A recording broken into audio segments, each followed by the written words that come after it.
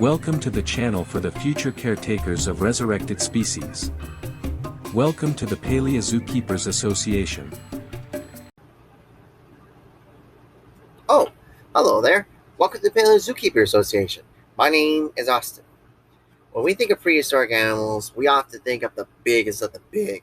Like dinosaurs are the main one. Like we got Tyrannosaurus, which was the largest land predator that ever existed, and sauropods, the long-necked dinosaurs, who consist of some of the largest land animals that ever walked the earth. Now, while dinosaurs are definitely massive, mammals also have their good contenders for largeness too. In fact, the largest animal that ever lived was the blue whale, even that we have living today. It's even larger and heavier than the largest sauropod dinosaur that ever lived. And on land, we do have a couple contenders for large animals, and one of them is Paraceratherium, or if you watch Walking with the Beast, the intricate deer.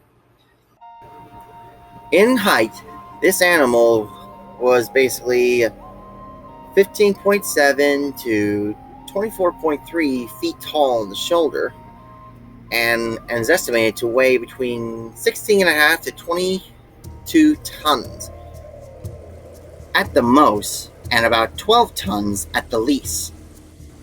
This makes it larger and heavier than even the modern-day African bush elephant. Now, despite its tall, lengthy, giraffe-like appearance, Paraceratherium is in fact a species of hornless rhinoceros.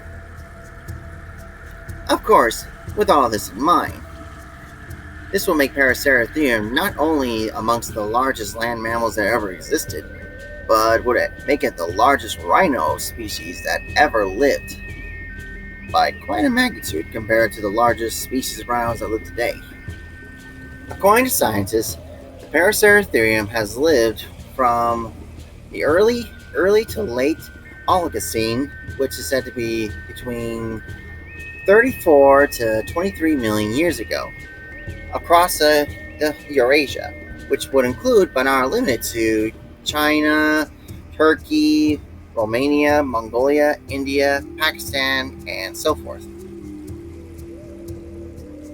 As mentioned earlier, these were pretty huge mammals, bigger than any living elephant. So, raising them and feeding them both would be very, mammoth-sized task to be able to do it. And of course, raising the Paraceratherium would be definitely one of the more trickier ones. Definitely more challenging. And for pretty surprising reasons. To my knowledge, we do not have any genetic material of Paraceratherium at this moment. But even if we did, that won't be enough to resurrect the animal. Of course, the DNA will be fragmentary, and even though we would have the complete genome, we will still need cells and whatnot to be able to resurrect the Paraceratherium.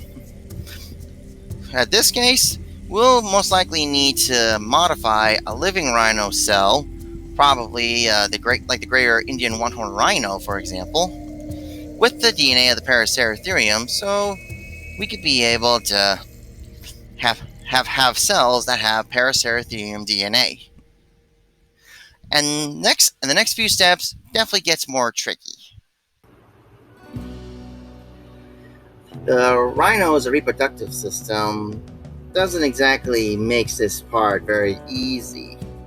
However, the project to resurrect another rhino species today could definitely help us out.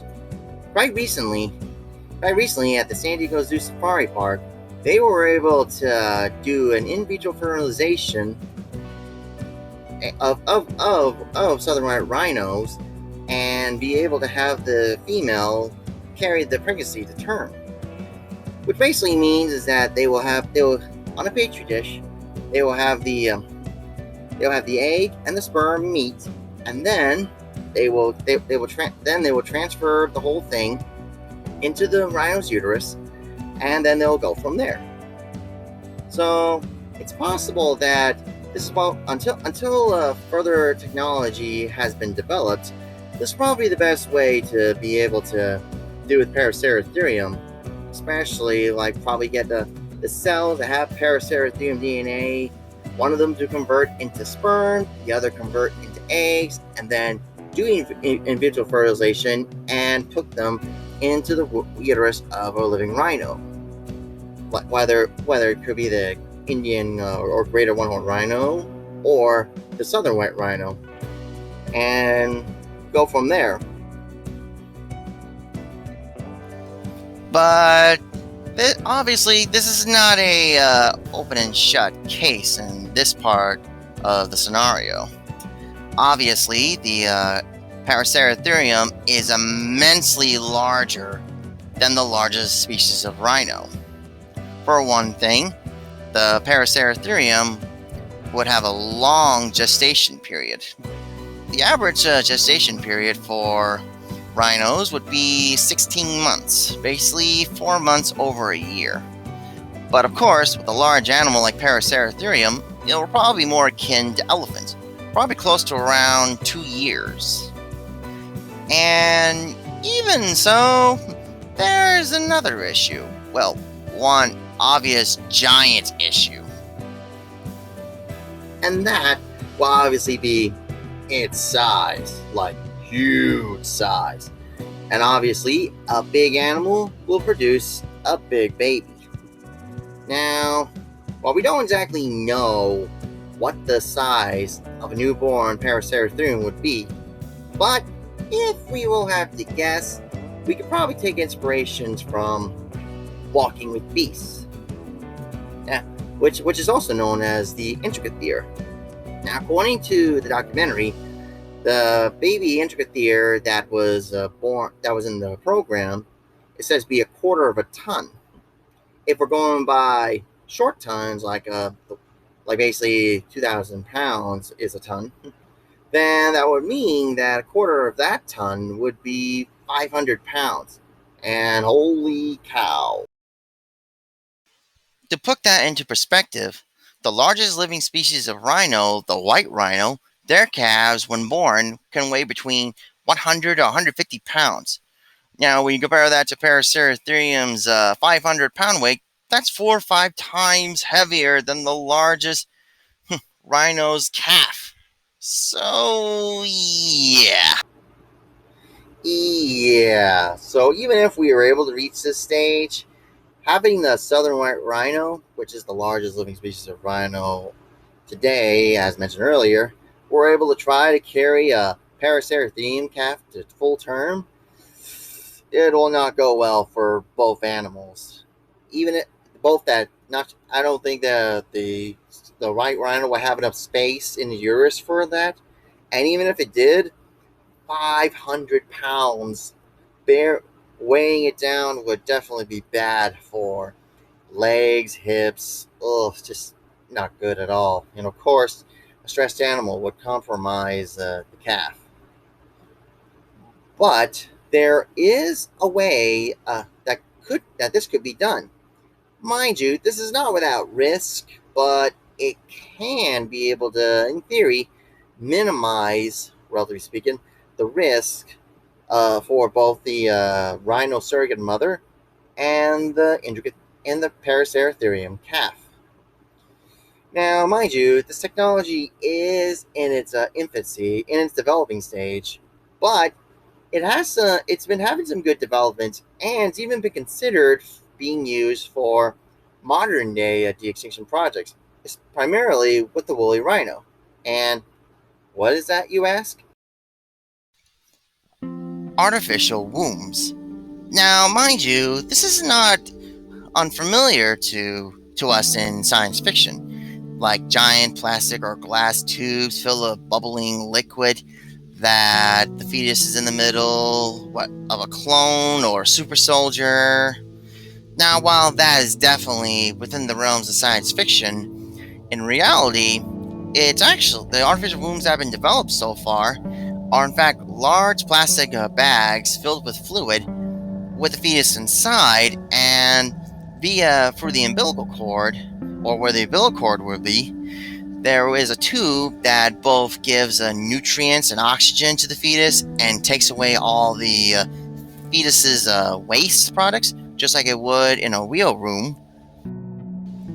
Mind you, this technology is still in development, but it has been tested on premature lambs so far, and it's been able to work quite successfully, and the lambs were able to develop quite naturally.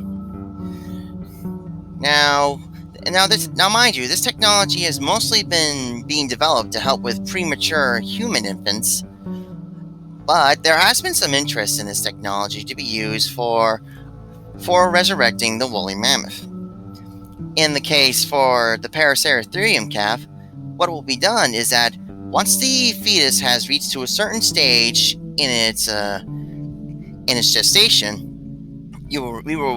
one would need to remove the fetus via C-section or cesarean section from the surrogate, get in the bag, and make sure all the attachments is done, and then put the artificial womb on a waterbed to make it easier for the infant, and have it continue to develop until probably to the 2-year mark, or whatever seems to be the gestation period for Paraceratherium.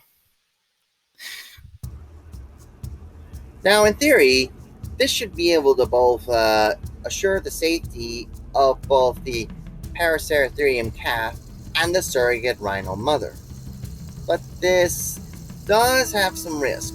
On the side of the Paraceratherium calf, the technology is still in development, and we don't quite sure what the effects of it could be done. I mean, so I did mention that with the test experiments done with lambs, it's done successfully, but those are small animals.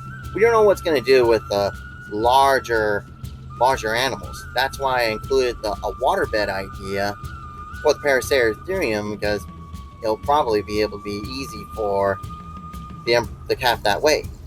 But there's also the risk for the rhino surrogate. Now, mind you, while this would be able to help them not be able to carry a 500-pound baby to term, this does bring some problems. On my research so far, at this moment, like if you guys found something different, let me know. A lot cesarean C-sections on rhinos has not always come that good for the surrogate mother's sake. Like, basically, after a C-section, a lot of the times these rhino mothers would die, come into infection, and even die from it. So there is that risk. If we're able to get to this kind of stage, I think it'd be best to have more research done to make C-section surgeries much safer for rhinos before ever trying something like this. Now, once you get past this stage nicely, and you're able to get the Paraceratherium calf to, be born at full term and no premature issues, basically, by the time it's born, this calf is going to need to be hand-reared, and by the first time the calf is born, it's going to need colostrum. Now, what colostrum is that it's basically the first milk that most, if not all, mammals get after they're born. It gives them all the immunoglobulins and extra nutrients that they need, more so than average milk. All mammals need to get this within a few hours of birth, and rhinos are like this as well. So it's most likely Paraceratherium is no different. Now, each colostrum is very unique for each species, and of course, especially when you start with the very first Paraceratherium calf you don't have any female Paraceratheriums to get colostrum from. But thankfully, we do have some substitutes. Colostrum for rhinos can definitely be used, especially if you're able to get it from receptive rhino cows. But there's also some artificial colostrum. Like, you could probably use artificial colostrum for cattle, but I would definitely recommend using artificial colostrum from horses if you have to, because since horses and rhinos are very closely related to each other, and a lot of their nutritional needs are very similar. And in fact, for future reference, horse milk replacer can be a decent emergency substitute for our for rhino milk. So, and this it works for rhino, so it can work for Paraceratherium too. But you'll definitely use a milk replacer specifically for rhinos. Now, even though you were able to get the colostrum and the milk that you will use to be able to feed your Paraceratherium calf, sometimes it's tricky just to get them to actually receive the colostrum and later the milk. For like when they're born or if they have issues in early on, you could tube feed them. That could definitely be helpful in the beginning, but later on you'll definitely want them to be able to feed themselves, and this can be tricky sometimes. And since even though they are technically a rhino, their physiology would probably make things a little different. But there is one sure technique that might actually help you be able to get the Paraceratherium calf to feed more readily. One such technique is what's actually been is actually a technique that's been done for giraffe calves. Basically, the technique is that put the bottle, get a blanket, put the bottle over it like this, and then have the nipple out here, and then the Paraceratherium calf can suckle like this. This is so that it would simulate the perspective from the calf's perspective that it's nursing from its mother at a high spot. And of course, Paraceratherium being one of the largest mammals in the world, it will definitely be like that. So this technique that's been done for giraffes can definitely be used for bottle feeding a Paraceratherium calf.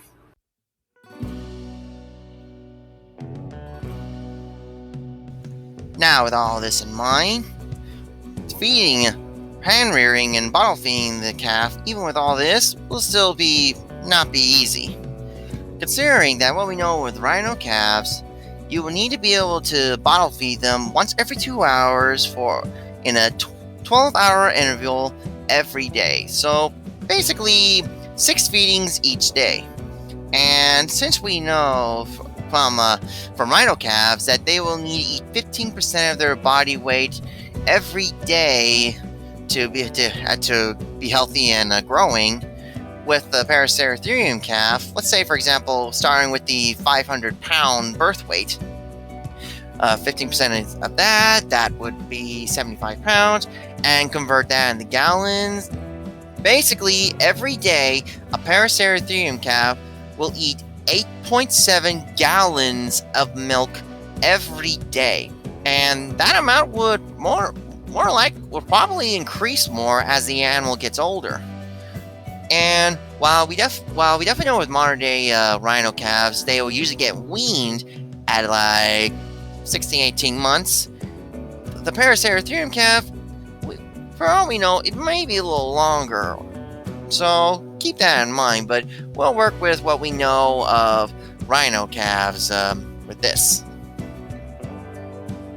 Now, when it comes to weaning them, long before you even wean the calves, you gotta let them be able to get some exposure to hay and browse that are not toxic to the Paraceratherium, or at least to rhinos in general, so that they can at least have some kind of an idea of what is edible. But in order to make sure they actually have a good idea if they're edible, having a buddy with them would perhaps be a good notion. This has been done for orphan rhinos. Like, they could range from other rhinos to even like some other species like sheep and goats like sheep and goats. That way they can not only play with the animals and be enriched, but they can also learn about what is edible and what isn't. Either way, I'm getting ahead of myself. Well, make sure exposure to solids long before you wean them it's definitely is a good idea to do for a Paraceratherium. If you wean them too early, like basically your rhino is usually weaned at around 18 months. If you do it too early, like less than a year, that's gonna compromise the animal's immunity and digestion, especially if it's not done properly. So it's best to let them stay on that whole 18 months of bottle feeding until then. Now, when it comes to completely feeding the Paraceratherium on solid food, there are a large variety of food feedstuffs that could definitely be great for Paraceratherium. We will use mostly the black rhino and modern giraffes as representatives, but we'll lean more towards the black rhino because, much like the black rhino, the Paraceratherium is most likely a hindgut fermentator with a simple stomach and a cecum, rather than having a multiple chambered stomachs like ruminants such as giraffes. Now, before we get started to what exactly we can feed the Paraceratherium, let's get a good idea of how much we need to feed Paraceratherium. Obviously, a big animal like this is going to need a lot of food. Now, from what we understand of rhinos on average will need to eat about 1% of their body weight of food a day. Now, we take that with the immense weight that Paraceratherium has, between 33,000 and 44,000 pounds. I would say that Paraceratherium will need a fully grown one, will need to eat between 330 to 440 pounds of food a day. That's definitely around, if not more, food needed per day than an elephant does. So, yeah, this is definitely going to be a tall order to feed.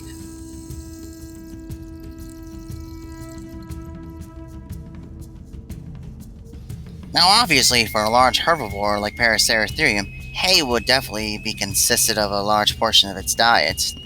But since these are primarily browsing animals, not grazing animals like a good chunk of its living relatives and more like the black rhino, you would, on terms of hay, you'll definitely need a legume grass mix hay, or at least a mostly legume hay with some browse. Now, while alfalfa has a lot of protein and calcium in it, and it's definitely a high quality food, alfalfa hay can be very problematic for two reasons. One is that it could be able to possibly make a Paraceratherium colic, and that's something you don't want to have to deal with for a Paraceratherium. And also, this is rather unique. It's also high in iron. Now, it's been observed that with the browsing black rhino, its natural diet mostly consists of very low levels of iron in its diet. And having a diet being fed food that are high in iron can cause a lot of health issues. So, with black rhinos, it's often best to avoid high iron diets. Now, since Paraceratherium is also a browsing rhino, it's reasonable to suggest and assume that Paraceratherium's diet also needs to be low iron as well. So, it'll definitely be a good idea to avoid high iron feedstuffs in its diet.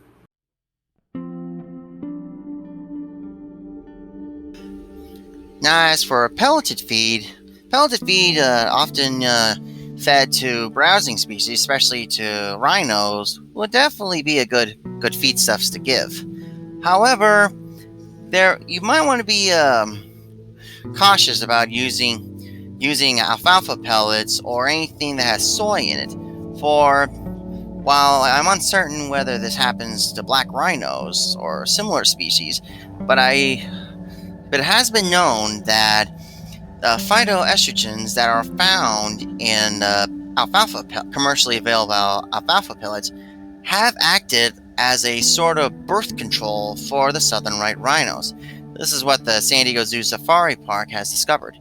So if you want to be able to have a breeding population of Paraceratherium, which I will assume you would definitely need to, so you don't have to avoid the whole cesarean section or artificial womb ordeal, it will probably be wise to avoid such feedstuffs. For any kind of training and conditioning done, not only must there be a trusting relationship between the keeper and the animal, but there also must be snacks that helps reinforce that bond between the animal and the keeper. Well, we know with black rhinos, there are a lot of snack foods that a Paraceratherium might like.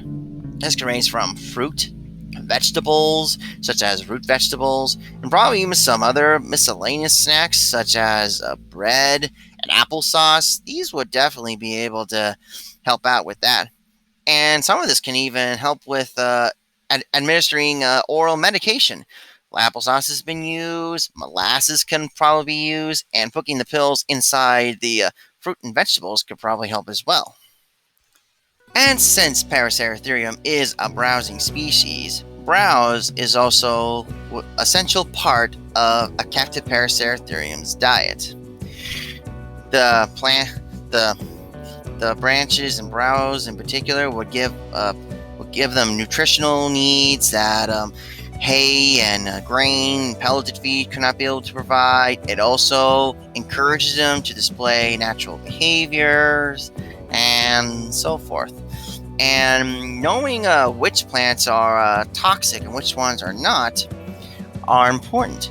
But since what we know with horses and black rhinos, it'll definitely help us out. Like acacia, not the thorny varieties, that has been used quite often in zoological parks. They could definitely be used. But some of the plants that would best be avoided is maple, since it's known to cause issues for horses, and so on. As one can tell, taking care of one of the largest land mammals there ever exists is definitely no easy task. Whether it is from raising infants to even feeding them. But if we ever do resurrect Paraceratherium, and that is an immense big if, pardon the big pun, we must be able to make certain that these animals get all the treatment they need, the care and welfare that they deserve, just like every creature within our care. If you made it this far, thank you ever so kindly for watching this video. The Paraceratherium, or as I originally knew it as the Intricateer, is one of my favorite prehistoric animals, especially ever since with my favorite Walking with Prehistoric Beasts episodes that I watched as a kid. And since we have rhinos today, it always makes me wonder what it would have been like to take care of a much larger version of our modern day rhinos like this. So it was definitely really fun to look up on this animal. For next month's video, will be my first sponsored video. It'll be on the training and conditioning of Eolambe, a dinosaur.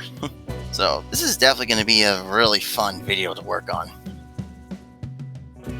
And now, I wanted to get some credit. I want to say thank you to the artists Keenan Taylor and SameerPrehistorica. Keenan Taylor, your commissioned works are great as always. SameerPrehistorica, thank you so kindly for giving me permission to use your illustrations. I will send you links to their DeviantArt pages and a YouTube page, in the case of Keenan Taylor, in the description box down below. I also want to say thank you to my patrons on Patreon. Every little bit helps. If you want to be able to help out, you can become a member on Patreon. And also, I want to thank viewers like you. Obviously, thank you. And leave a like and a subscribe button down below if you haven't already. And if you want us to be able to sponsor a video in the future, email me or message me on my Patreon page, and we can get started. I hope that each and every one of you will have a grand day and be successful in what you do. Thank you ever so kindly. Adios.